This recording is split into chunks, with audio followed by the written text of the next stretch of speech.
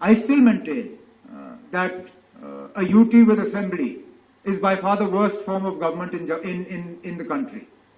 I have no hesitation in saying this. I've said this before, I'll say it again. There should only be two systems in this country. Either you have a UT without assembly, or you have a state. Because please remember, union territories were envisaged as territories that were too small to be states. That criteria does not apply to J&K. In my budget speech, I've said that we're formulating a new hydropower policy. It is currently at the formulation stage within the Power Department. And as soon as we have the policy, the framework of the policy is ready.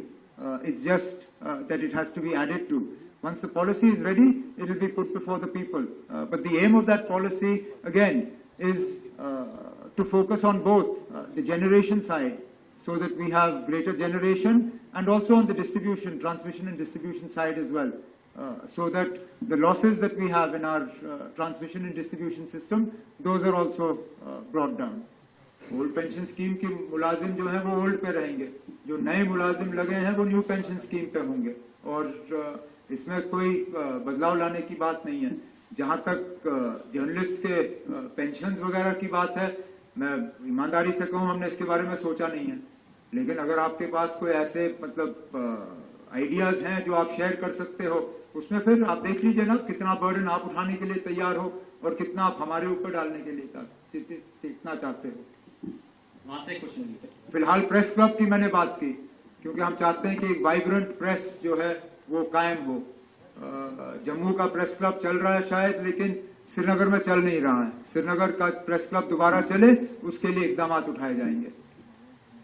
मैंने budget की तकरीर के दौरान इस बात का जिक्र किया था कि जो हमारी फिल्म शूटिंग पॉलिसी जो है उसको और मजबूत किया जाएगा, और जो मैं अपनी तकरीर में कह नहीं सका क्योंकि वक्त की कमी रहती है।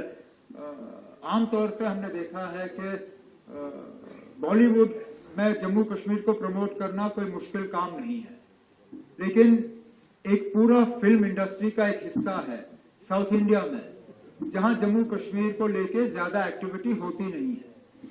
हमारी कोशिश रहेगी कि सदर्न फिल्म इंडस्ट्री जो है, आंध्रा, कर्नाटका, तमिलनाडु, केरला, यहाँ की फिल्म इंडस्ट्री अगर जम्मू कश्मीर आके शूटिंग करना शुरू करे, इससे हमें दो फायदे होंगे। एक तो शूटिंग का यहाँ पे जो इस्तेमाल होगा वो तो होगा ही होगा, लेकिन वहां फिर टूरिस्ट जो हैं, आज भी अगर आप देखें तो हमारे ज्यादातर टूरिस्ट गुजरात, वेस्ट बंगाल, महाराष्ट्र, मध्य भारत से आते हैं। साउथ इंडिया से टूरिस्ट जम्मू कश्मीर की कम आते हैं। इन फिल्म शूटिंग से हमारी उम्मीद है कि साउथ इंडिया के टूरिस्ट जो हैं उनका रुख जम्मू कश्मीर की तरफ हम डाइवर्ट कर पाएंगे। एक ये मुझे इस बात का बखूबी एहसास है कि 2018 के बाद एक बार फिर जम्मू कश्मीर की असेंबली में जम्मू कश्मीर का बजट पेश हुआ। उसके साथ साथ मुझे इस बात का भी एहसास है, जो मुझे अभी ही इसका ख्याल आया, कि कम से कम जम्मू कश्मीर में ये पहली मर्तबा है कि जम्मू कश्मीर के वजीर आला ने फाइनेंस मिनिस्टर की सूरत में बजट पेश किया है। कोशिश हमारी तरफ से हुई कि बजट वो पेश हो जिससे लोगों को फायदा मिले, लोगों की रोजमर्रा की जिंदगी में थोड़ी सी आसानी आए और जम्मू कश्मीर में तरक्की का दौर जो है वो और तेजी से आगे बढ़े। ये हमारा कभी दावा नहीं था कि सारा कुछ एक ही बजट में होगा, न हमारा ये दावा था कि हमारे इलेक्शन में किए हुए वादे सारे एक ही बजट में पूरे होंगे।